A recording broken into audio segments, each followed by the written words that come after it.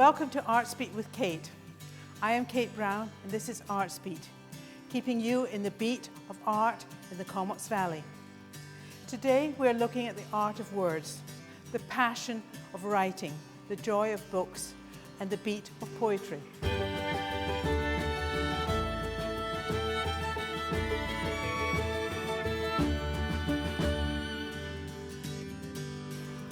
Did you know there are over 180 writers who have called the Comox Valley their home?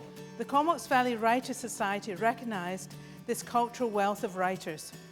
They took on the massive challenge to create an anthology and together produced this great book, Writers and Books, Comox Valley, 1865 to 2015. Terry James and Christine Dickinson co-edited the book. Certainly that was one of the aspects that really intrigued me to begin with, to try and find out something about the authors that have been writing about the Valley and writing in the Valley since we discovered 1865 or thereabouts. Well, it was really the centennial of the city of Courtenay.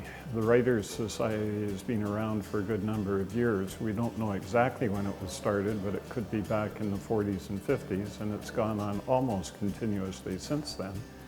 And I thought it would be good if we could do some sort of a legacy project, something to contribute to the centennial.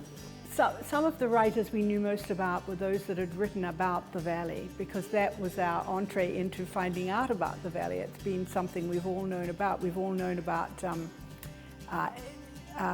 Eric Duncan and about Reg Pidcock, who wrote a very influential journal right back in the 1860s, very soon after he arrived here, and he was one of the first. The book launch in the Courtenay Museum was a great way of bringing 58 local authors together. The foreword is by Alan Twigg, who is the publisher of BC Book World.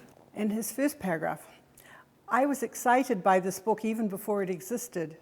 Having gathered and published extensive information for and about more than 11,000 authors of British Columbia, I am now thrilled to see this illustrated project, under the direction of Terence James and Christine Dickinson, has uncovered countless local authors that I will now need to add to my provincial inventory. Every writer has a passion to write. They have a story to tell, whether it be a work of history or local history, fiction, scientific discovery. Whatever the story is, it's their passion, and they want to get it into print. As we dug a little deeper, we found out that there were academics that had written in the Valley, and going right back, and the diversity of their subject material was really amazing. We had Alan Pritchard, who he lives in Victoria now, but he was an academic in English literature and made some very significant discoveries. Some of them will only ever write one book, but it's significant to them, and it may be very significant to the local community or to the scientific community, and it really deserves to be recognized. So one of the delights of the project was just the feedback from people who otherwise don't get very much recognition, and they were just delighted to be included in the project and to be able to come out on the launch night and feel celebrated.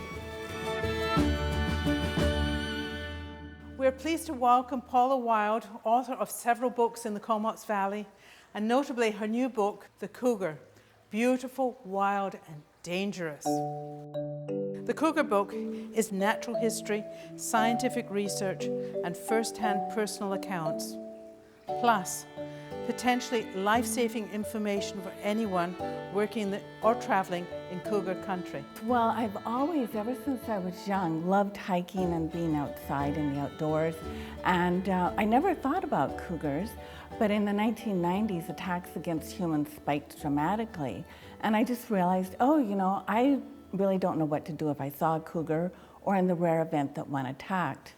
Then late one night here, just in North Courtenay where I used to live, I heard a cougar scream in the green space behind my home.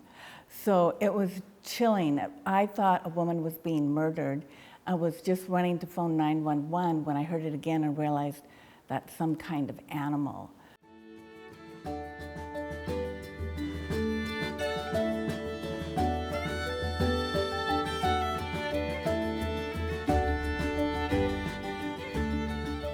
Vancouver Island has the highest density of cougars in the world and the highest rate of attacks on humans.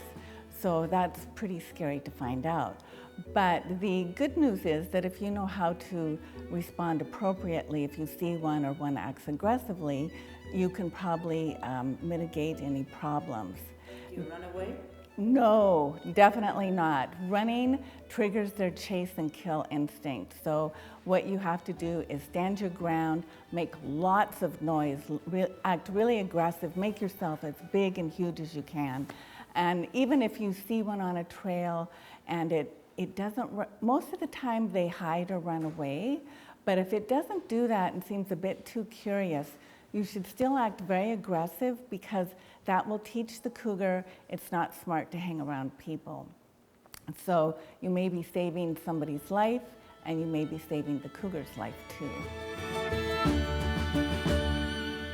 The art of words and images in books creates joy in our imagination. A new book, A Brush Full of Colour by Margaret Roure and Catherine Gibson, is a beautifully printed art book for children of the life and work of artist Ted Harrison. How did a boy in a drab, dingy coal mining town in northern England defy many of life's tragedies, come to paint brightly coloured and imaginary paintings set in the Yukon? Find out in this new children's book, A Brush Full of Colour, The World of Ted Harrison, co-authored by Margaret Roure and Catherine Gibson. A Brush Full of Colour is the story of Ted Harrison's life, and it's based on the biography that I wrote about Ted called Painting Paradise. What we wanted to do was to take his story and turn it around so that it would be appealing to younger readers. And so we took his story, we adapted it in that way, and then we chose paintings that would be specifically of interest to kids, although I must say they're of interest to everyone because they're, of course, beautiful. The book won the Children's Literature Roundtable of Canada Award 2015. The late Ted Harrison was one of Canada's most distinguished and beloved artists. Ted Harrison's art training in England had been very strict with rules and regulations, yet art was his ticket to many adventures throughout the world. As a teacher and a children's book illustrator living in the Yukon, Ted watched the northern lights dance in the sky, teasing him with ever-changing colours and shapes, daring him to paint what he saw and what inspired him. He took a risk, decided to paint his Yukon, and he did. Painting is the last freedom, and you can paint what you like. Catherine Gibson, the renowned best-selling author, Unclutter Your Life, and the biography Ted Harrison, Painting Paradise, owes much of her success as an author to taking a risk, following her heart, and trusting the voice within. What I learned from Ted was that whatever we do, whether it be in the creative arts or in life, that we should do what feels right for us and not to be worried about the opinions and the reactions of others. Certainly, in saying that, that's a broad statement. It doesn't mean to go off and be an anarchist, but it means to really trust your own voice when it comes to creativity, to trust what you feel is right, and to follow your own path. It sounds cliche, but it's really what he did. A pink moose, a lopsided house. People did not seem to like it. At his first art show in Whitehorse, not one person bought any of his paintings. But on the last day of the show, a visitor from Ottawa bought 3 of them. I couldn't believe anyone would actually pay for my work, said Ted. Catherine watched artist Ted draw bold lines depicting Canadian scenery with people and animals and houses, painting freely with bright colours and shapes. Ted experienced the worst of life, yet he could find the sunshine in a drop of rain.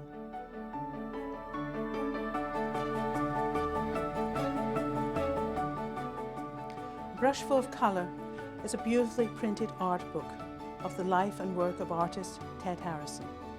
It celebrates the joy of living in Canada and offers simple life lessons people of all ages can appreciate. A classic to keep forever.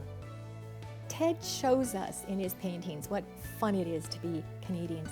he also shows us, and certainly other people who aspire to being artists, that you don't need to go to the south of France or some exotic place to paint. All you need to do is look and observe what's out your front door. Because what we see in Ted's paintings are exactly what he saw in the little village of Carcross up in the Yukon where he lived. Working on the biography, Ted Harrison Painting Paradise, taking risks, defying what was expected, created a synergy between both artist Ted and author Catherine that grew into a long platonic partnership. A Brush Full of Color is a delightful, fun, informative book about a wonderful man who, although he was an artist, tells us much about being Canadian as well as how to enjoy and follow our own truth. In this book, Ted Harrison has a message to share with children. Keep on reading, writing, and painting. Develop your own style and keep it honest and true to who you are. Find the inspiration in the world around you, and you will make the world a happier and more creative place. Catherine Gibson now lives and writes in the Comox Valley. And watch out, A Brush Full of Color is nominated for yet 4 more literary awards. In the Comox Valley, I am Kate Brown.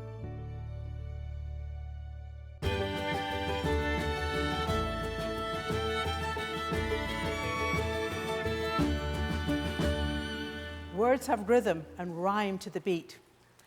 In 2015, the Comox Valley Arts Council anointed the first ever Comox Valley Poet Laureate. Welcome Honourable Calvin Flesher, Poet Laureate of the Comox Valley. What does a Poet Laureate do? Well, the Poet Laureate is essentially the flag bearer, the fire lighter, the bell ringer of poetry. You know, I try to make poetry happen where it hasn't happened before and keep it going where it is going and introduce new people to poetry and put on poetry readings and, respond to things in a poetical way. So it's basically an incredibly high-ranking position, yes. Jamie Spruill went for a walk in the woods in Cumberland and fell. He was missing for 5 days and the search was called off. But plucky Sophie Gilmore didn't give up, kept searching and discovered him alive. This story becomes a legend in the poem of Jamie Spruill. Old Jamie Spruill, he's nobody's fool. He is blessed with a heart light and gay. Though a touch of Parkinson's has made quite a mess, he's let nothing stand in his way. One Cumberland day, he stepped out and away to go for his habitual stroll through cedars and spruce, past bears, ducks, and goose, and the seams of Cumberland coal. As he ambled along, no doubt humming a song, he slipped, or he tripped, and he fell. He rolled under the bushes and into a crevice as deep and as dark as a well. His body shut down like a boarded-up town, barely daring to draw a breath. In a coma-like sleep, he lay in the deep, as still and as silent as death. When the word arrived that he had not contrived to reach the terminus of his usual stroll, the alarm was sounded, and villagers abounded to search out that well-beloved soul. There were choppers on high, and through the bush side by side, the searchers and rescuers combed. Through the forest they looked, in each cranny and nook, in the woods where Jamie had roamed. 5 nights and 5 days they desperately sought him, with hopes growing dimmer and dimmer. After days with no sign, the rescuers resigned, but not the stalwart Sophie Glimmer. He's got to be out there. Even a corpse cannot vanish from the face of the earth. Let's go look again. Bring some lucky, my friends, and we'll search for all we are worth. She traced and retraced all over the place in a desperate last chance appeal. And when she found him lying in a crevice dying, she let out a shout and a squeal. He lives, they found him, we cry. The village erupts in a cheer. A hope beyond hope at the end of the rope, the glad tidings fill every ear. Now he's mostly recovered, and he still daily walks, though now with his wife or a friend. Through the forested trails he walks without fail, for he knows every rock, tree, and bend. Like Lazarus risen to walk once again, thanks to dear friends who do persevere, we can count ourselves lucky that Sophie's so plucky. I'd like to buy that hero a beer. What was your thought when you were announced as the Poet Laureate of Comox Valley? I was quite delighted. It was, I was very honored. It was a nice thing. It felt like a really great achievement. But also a big challenge too. And sometimes I feel like, oh, I'm not doing enough. I need to do more. You know, like I'm, putting on a poetry contest for school and putting on poetry readings here and there and organizing poetry cruises and writing poetry for the newspapers and publishing a book of poetry and things like that. But it's never enough. I always feel like it should be more than it is. But, I'm only partway into my first year, so hopefully I'll be up to speed and get more things going by the time I'm done. You're a pioneer, you're a trailblazer in this way. In that way, I like to think instead of, they say the inaugural poet laureate, I'd rather be the primordial poet laureate, and what do you think of that? Yeah, something like that is good.